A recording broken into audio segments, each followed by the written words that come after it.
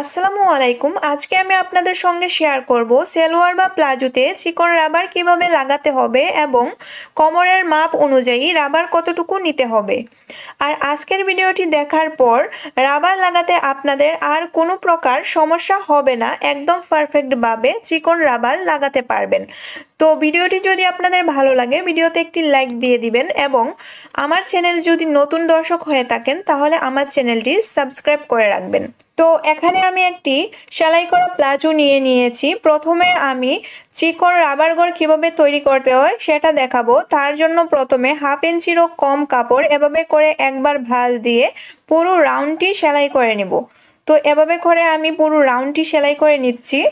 তো কোমরের মাপ অনুযায়ী মুঠা রাবার কতটুকু নিতে হয় এবং কিভাবে লাগাতে হয় তার উপর কিন্তু আমার ভিডিও করা আছে। তো আপনারা যদি মুঠা রাবার লাগানো শিখতে চান তাহলে অবশ্যই আমার চ্যানেলে ঢুকে ওই ভিডিওটি দেখে নিতে পারেন। তো দেখেন আমাদের কিন্তু পুরো রাউন্ডটি সেলাই করা হয়ে গেছে। এখন আমাদের রাবার গড় তৈরি করতে হবে। তার জন্য এভাবে করে আমরা 1.5 ইঞ্চি কাপড় ভাঁজ করে নিব। তো দেখেন আমি এখানে 1.5 ইঞ্চি কাপড় ভাঁজ করে নিচ্ছি।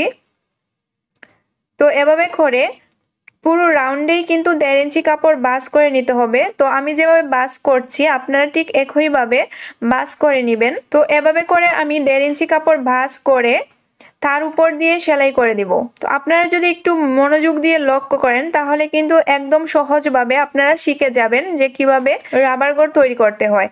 তো এবার আমি এর উপর দিয়ে সেলাইটি করে দিচ্ছি।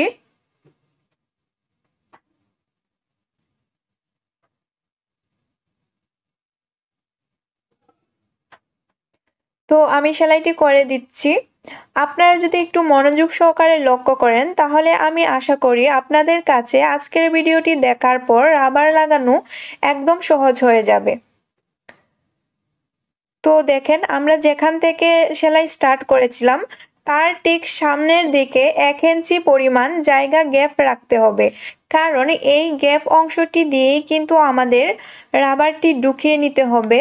তো নিচের সেলাইটি আমাদের এখানে এসে স্টপ হবে এবং আরেকটি সেলাই আমাদের এই মাঝ বরাবর করে নিতে হবে। তো চিকন রাবার তৈরি করার জন্য কিন্তু আমাদের দুটি রাবার গড় তৈরি করতে হয়। তো এখন আমি এই দাগ পর্যন্ত এসে সেলাইটি স্টপ করে দিব। তো দাগ পর্যন্ত এসে আমি সেলাইটি স্টপ করে দিলাম। এবার আমরা সুইটাকে এভাবে উপরে তুলে তারপর মাঝ বরাবর আবার সেলাই শুরু করব। তো আমরা যে দাগটি দিয়েছিলাম সেই দাগ বরাবর কিন্তু আমাদের সেলাইটি করে নিতে হবে। অবশ্যই করে মাঝখানে 1 ইঞ্চি কাপড় গ্যাপ রাখতে হবে। তো 1 ইঞ্চি গ্যাপ রেখে কিন্তু আমরা মাঝখানে সুইটা বসিয়ে নিয়েছি। তো সুইটা মাঝখানে বসিয়ে সেলাইটা স্টার্ট করছি। তো এবার লক্ষ্য করেন আমরা যে দাগগুলো দিয়েছিলাম সেই দাগ বরাবর কিন্তু আমাদের সেলাইটি করে নিয়ে আসতে হবে। তো এই দাগ বরাবর আমাদের সেলাইটি করে নিয়ে এসে স্টপ করে দিতে হবে। তো আমি সেলাইটি স্টপ করে দিয়েছি। তো সেই সাথে আমাদের রাবার গড়টি তৈরি করা হয়ে গেছে। তো দেখেন এখানে কিন্তু আমাদের 1 ইঞ্চি পরিমাণ যে গ্যাপ রেখেছিলাম সেখান দিয়েই কিন্তু আমাদের রাবারটি ঢুকিয়ে নিতে হবে। তো এবার আমি রাবার গড়ের জন্য রাবার নিয়ে নিব। তো রাবার নেওয়ার সূত্র হচ্ছে কোমর যা হবে তাকে 4 দিয়ে ভাগ করে 3 ভাগ নিতে হবে। তো আমাদের কোমর হচ্ছে 40 ইঞ্চি, 40কে 4 দিয়ে ভাগ করে 1 ভাগ বাদ দিলে থাকবে 30 ইঞ্চি। তো এখানে আমি 30 ইঞ্চি নিয়ে নিব। তো আপনারা একটি কথা লক্ষ্য রাখবেন, আপনাদের কোমর যা হবে তাকে 4 দিয়ে ভাগ করে 1 ভাগ বাদ দিয়ে 3 ভাগ নিতে হবে, ঠিক আছে? তো এখানে আমি 30 ইঞ্চি নিয়ে নিচ্ছি, সাথে আরও 1.5 ইঞ্চি বেশি নিচ্ছি সেলাই করার জন্য। তো টোটাল আমি এখানে 31.5 ইঞ্চি ইলাস্টিক নিয়ে নিচ্ছি। তো এখন আমি এই যে 31.5 ইঞ্চি ইলাস্টিক নিয়ে নিয়েছি, এখন আমি ইচ্ছা করলে কিন্তু এখানে ইলাস্টিকটি কেটে নিতে পারি, কিন্তু এখন আমি কাটবো না। আর কেন যে আমি এখন ইলাস্টিকটি কাটছি না সেটা আপনাদের একটু পরে আমি বলে দিচ্ছি, সেই পর্যন্ত ভিডিওটি দেখতে থাকুন। তো এখন আমি একটি সেফটি পিন দ্বারা ইলাস্টিকটি আটকে নিচ্ছি। এবার আমরা এই যে 1 ইঞ্চি গ্যাপ ছিল এই 1 ইঞ্চি গ্যাপের ভিতর দিয়ে উপরের গড়টিতে আমরা ইলাস্টিকটি ঢুকিয়ে নিচ্ছি। তো এভাবে করে আপনারা ইলাস্টিক ভরে নেবেন। তো প্রথমে আপনারা উপরের গড়ে ইলাস্টিক ভরে নেবেন, ঠিক আছে? তো আমি এভাবে করে ইলাস্টিকটি টেনে টেনে ঢুকিয়ে নিচ্ছি। তো যারা সালোয়ার বা প্লাজোতে মোটা ইলাস্টিক কিভাবে লাগাতে হয় এবং কোমরের মাপ অনুযায়ী কতটুকু ইলাস্টিক লাগাতে হয় তা জানেন না, তারা অবশ্যই ভিডিওর নিচে ডেসক্রিপশন থেকে আপনারা ভিডিওটি দেখে নেবেন। আমি ডেসক্রিপশনে মোটা ইলাস্টিক কিভাবে লাগাতে হয় তার লিংক দিয়ে দিব। তো এভাবে করে টেনে টেনে কিন্তু আমাদের ইলাস্টিকটি ঢুকিয়ে নিতে হবে। প্রথমে আমাদের কিন্তু উপরের গড়টিতে ইলাস্টিক ঢুকিয়ে নিতে হবে। তো আমি এভাবে করে ইলাস্টিকটি উপরের গড়টিতে ঢুকিয়ে নিচ্ছি।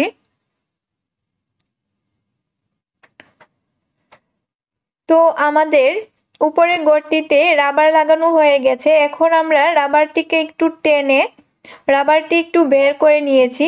এবার এই রাবারটি আবার নিচের গড়টিতে ঢুকিয়ে নিচ্ছি।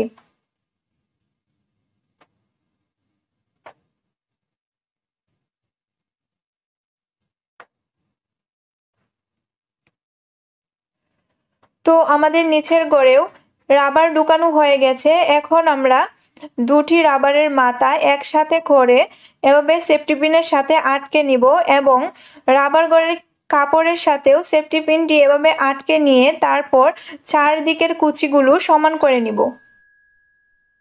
তো এভাবে টেনে টেনে আমি চারদিকের কুচিগুলো সমান করে নিয়েছি। এবার আমরা আটকানো সেফটি পিন থেকে রাবার এবং কাপড়টি ছাড়িয়ে নিচ্ছি। এবার আপনারা একটি কথা ভালো করে বুঝুন, আমরা কোমরের মাপ অনুযায়ী রাবার নিয়ে কেন আগে রাবারটি কেটে নেইনি। কারণ এখন যে আমরা রাবারটি লাগিয়ে নিয়েছি, যদি এখন আমাদের কোমরটি একটু টাইট হয় তাহলে আমরা এখন লুজ করে নিতে পারবো। যদি আমরা আগে রাবারটি কেটে নিতাম তাহলে কিন্তু আমরা লুজ করে নিতে পারতাম না। তো সেই কারণে কিন্তু আমি রাবারটি আগে কাটিনি, না কেটেই কিন্তু আমরা রাবারটি এভাবে ঢুকিয়ে নিয়েছি। তো আমার দাগ অনুযায়ী আমার কোমরের মাপ ঠিক আছে। আমি যে রাবার লাগানোর সূত্রটা আপনাদের বলে দিয়েছি, এই সূত্র অনুযায়ী যদি আপনারা রাবার নেন আর রাবারটি যদি কেটেও নেন তাহলেও কোনো সমস্যা হবে না। পারফেক্টভাবে আপনাদের কোমর অনুযায়ী রাবারটি কিন্তু হয়ে যাবে। তো রাবারটি কেটে নেওয়ার পর একটি রাবারের উপর আরেকটি রাবার তুলে তারপরে কিন্তু ডাবল টিচ করে দিতে হবে। তো টিচ করে দেওয়ার পরে এই যে আমাদের 1 ইঞ্চি পরিমাণ জায়গা গ্যাপ ছিল সেটা এভাবে করে সেলাই করে বন্ধ করে দিতে হবে। তো এভাবে করে সেলাই করে বন্ধ করে দিয়েছি।